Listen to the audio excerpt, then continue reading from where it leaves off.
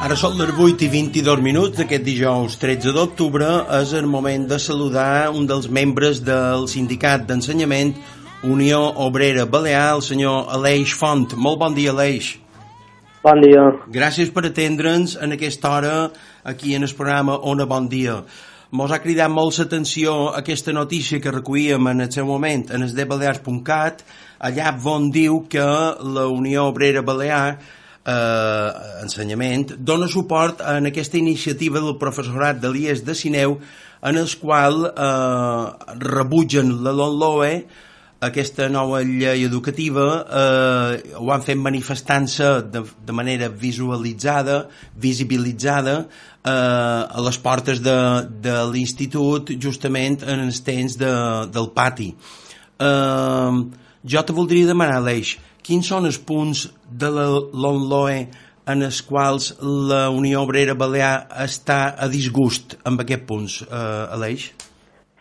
Bé, el primer de tots és que tots els docents estan patint, que és el calendari d'implantació, no? Al marge del que puguis pensar a nivell individual com a docent damunt la LOMLOE, sobre la LOMLOE, el calendari d'implementació està clar que és completament inviable per les presses amb les quals ja se va trempar des d'un bon començament quan se va publicar la llei a la LOMLOE 30 de desembre del 2020, que ja fixava un calendari d'implantació curricular en el curs actual 22-23 en els cursos senars i completar-lo el curs següent 23-24 amb els cursos parells.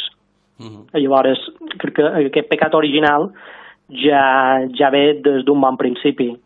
Altres qüestions que des de Open Ensenyament no compartim en la LOMLOE i per exemple, pel que fa a la qüestió de la integració de les matèries en àmbits, des de Open Ensenyament, que és aquesta fusió de matèries entre primer i tercer d'ESO, des de Open Ensenyament defensaven que fos una decisió dels departaments implicats, perquè la integració de matèries en àmbits el que fa és vulnerar el principi d'especialitat, que un professor de castellà pugui fer català, que un professor de matemàtiques pugui fer biologia.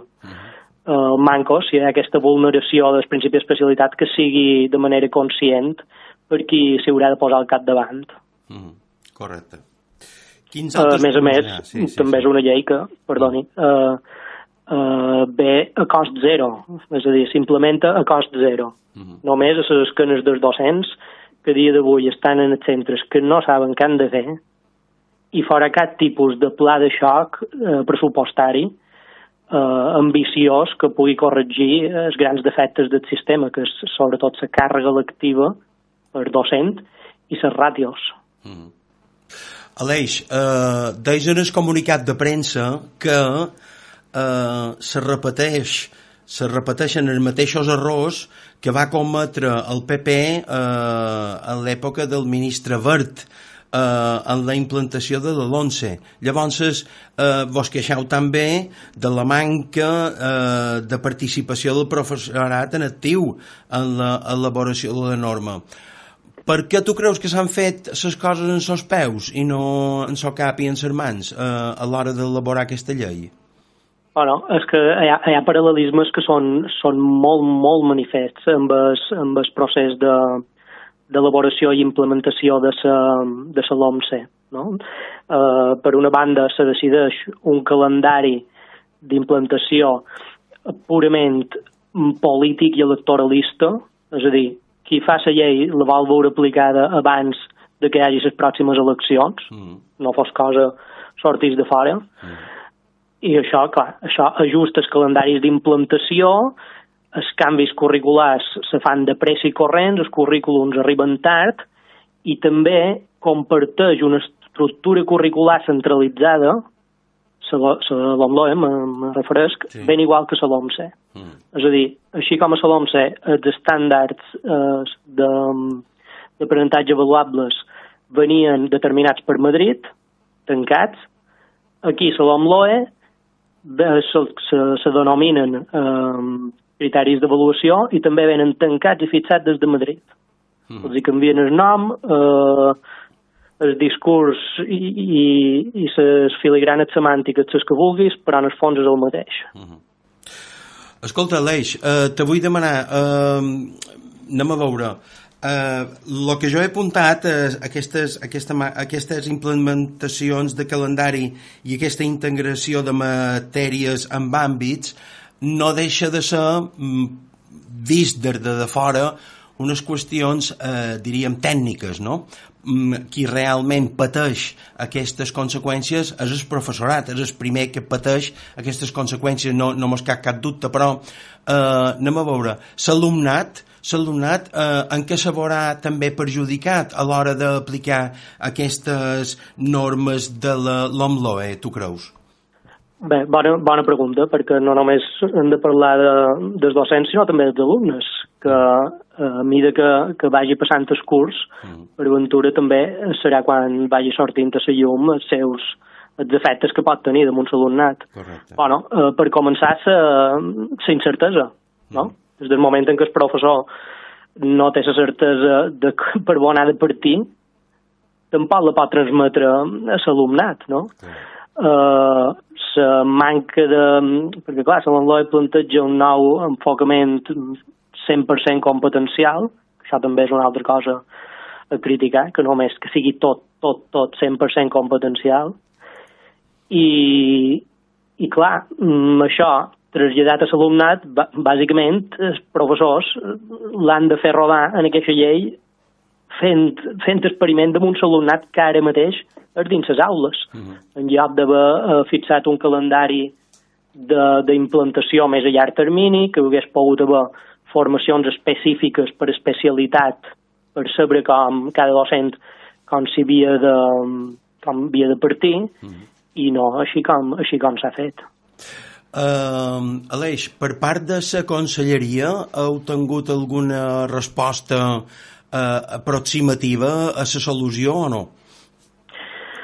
Bueno, des de la conselleria estan instal·lats en la qüestió de, bé, poden fer els canvis que poden fer fins allà on la llei mos permeti. Sí.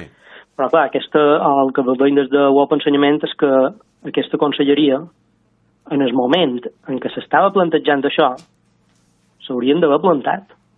Com pot ser que una llei que se publica el 30 de desembre del 2020, curs 2021, curs pandèmic, en tot el merder que hi havia en els centres, en tota la dificultat que hi havia en els centres, aquesta llei que ja imposava un calendari d'implantació que se veia venir, que no era possible, perquè això volia dir que havien de fer els currículums estatals, llavors havien de fer els currículums autonòmics.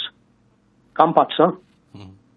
No? Com pot ser que se confiï en els docents que estan passant per aquests cursos tan complicats de la pandèmia, sortir de la pandèmia i encarregar-los, endossar-los aquest mort. Escolta, Aleix, ara te volia demanar el paper dels sindicats. He vist no sé si Diari de Mallorca a última hora, que ho he fulletjat molt ràpid, he vist que AMPE també s'afegeix en aquesta demanda per corregir aquests errors de la LOMLOE. No sé per què m'ha cridat l'atenció que altres sindicats, com ara Estei i altres, de moment no s'hi hagin afegit, o jo no en tenc notícia. Corregim si m'equivoc. Però sí, aquí t'he de corregir, perquè per ventura és que la informació no s'ha transmès exactament així com és. A veure, des de la junta de personal, de les diferents juntes de personal, la de Mallorca, la de Menorca, la d'Eivissa i Formentera, s'ha fet una convocatòria unitària per dimarts que ve, d'una aturada parcial de 12 a 2, amb una concentració, en el cas de Mallorca, davant el Parlament, i en el cas de les altres illes, davant les delegacions territorials de la Conselleria d'Educació. Correcte. Llavors, nosaltres des de UOP Ensenyament també hem donat suport en aquesta convocatòria unitària i considerant que és prou important en aquests moments demostrar la unitat sindical, perquè és una cosa que va molt més enllà dels sindicats. Certament. Recorda, Midó, que aquesta concentració serà dimarts, dia 18, Norbera. En quina hora mos has dit? Les aturades estan previstes de 12 a 2, De 12 a 2, diguéssim una vaga parcial, sí. I les concentracions són a la 1, és a dir, entremig de les 2 hores d'aturada, són a la 1. Repeteix, davant el Parlament, en el cas de Mallorca, sí. I davant les delegacions territorials, la de Maó a Menorca i la de Vila a Eivissa. Molt bé. En qualsevol cas, en aquest comunicat de premsa deis que aquesta concentració que hi va haver va ser l'IES de Sineu, l'Institut de Sineu, el primer en visibilitzar aquest disgust amb aquesta normativa. Altres instituts fa l'efecte que també s'hi afegiran, no? De fet ja s'hi han afegit. És a dir, s'ha de posar tot de relleu. El primer centre que va expressar, el primer claustre d'un centre que va expressar el seu malestar va ser de CIES Guillem Cifra de Colònia, de Pollença, enviant una carta al conseller. Després va venir l'Institut de Santa Margalida, que el claustre va votar en contra de la proposta pedagògica de la LOMLOE. Després va venir l'assemblea de docents, de professors de CIES Medina Mallorca, que estan fent córrer un manifest en el qual s'hi poden adherir tant els centres com els professors a títol individual, i han fet córrer aquest manifest per les xarxes. I després va venir pròpiament a CIES Sineu, que també va enviar una carta en el conseller i, a més, varen adoptar aquesta decisió de fer les concentracions a la porta del centre el temps d'esplai. Escolta, Àlex, me queden dues preguntes per fer-te. Jo vaig tenir ocasió de conversar amb una professora de l'IES de Son Ferrer, me pareix que era l'any passat, i conversàvem d'una sèrie de temes també, i se queixava, manifestava que d'un temps de cap aquí els professors dels instituts vos obliguen a fer molt d'administratius, a organitzar molta paperassa, a organitzar molta estadística. Llavors vos resta temps per fer allò que estimau, que és ensenyar als alumnes, ensenyar coneixements. Això encara és així o ha minvat aquesta manca de títol professional que vos permeti fer aquesta tasca que estimau? No, això no minva mai, sempre va a més. I en segon LOE, si ja tenies brou i d'oi tassi mitja. En les situacions d'aprenentatge, que per cert és important deixar clar que en el currículum estatal se diu ben clar que no és normativa bàsica, aquí la Conselleria d'Educació els ha volgut imposar la nova manera de programar que imposa una càrrega burocràtica brutal en els docents. Això encara tindria un passe si, com deia abans, la LOMLOE hagués vengut acompanyada d'una reducció de la càrrega lectiva de docència directa, no? Sí. I podries compensar si el sistema va cap a una cosa més burocratitzada, el manco que li poguessis dedicar unes hores, però no és així. Llavors, te resta temps de lo que és preparar classes, poder estar més pendent dels alumnes. Cert. L'altra pregunta que me queda, n'hi hauria moltes més, podríem estar una bona estona perquè tenim informacions, hem anat recopilant informacions, el temps limitat aquí és hora d'anàlisi i de valoració, més que res perquè els nostres oients estiguin ben informats i ho fem per això. Però jo me resta una pregunta per fer-te, i és, a partir d'aquesta concentració que hi haurà dia 18, quina agenda d'accions està prevista a partir de dimarts que ve, Aleix?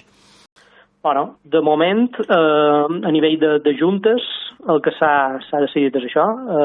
Esperam que tingui una alta participació i seguiment perquè realment mos arriben, a tots, mos arriben moltes veus queixoses, no?, de Montsaló amb l'OE, tant per la implantació com per molts altres factors.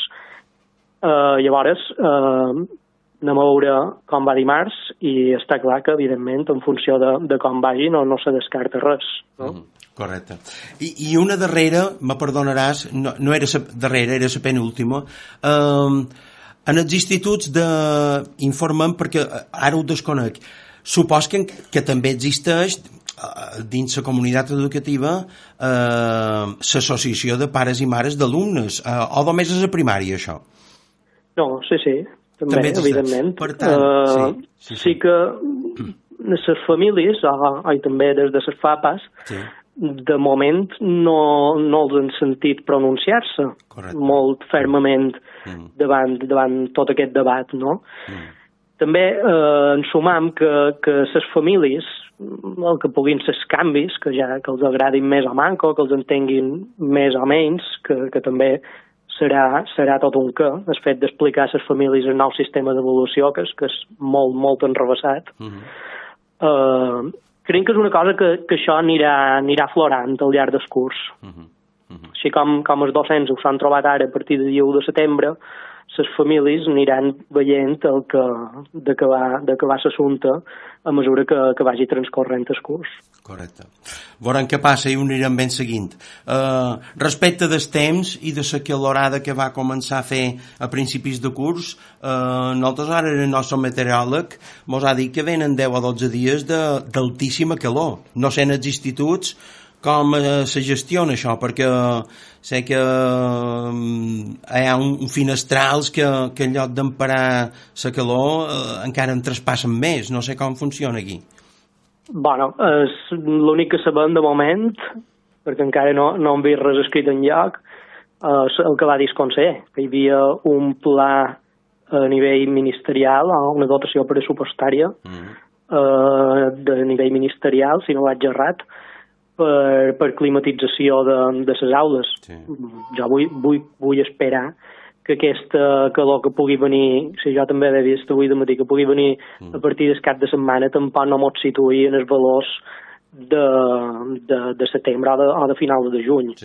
Però en qualsevol cas el que ha quedat ben manifest és que hi ha infraestructures que estan completament obsoletes a nivell de climatització, no? Clar. És una llàstima que se deixi sempre per lo darrer, això, el confort dels alumnes és bàsic per aprendre en qualitat, no és vera? I això és una llàstima que no se tingui en compte. Aleix Font, ho seguirem ben de prop i no descartis que tornen a tenir una altra comunicació amb tu més endavant perquè mos informis de com està el panorama, no és vera?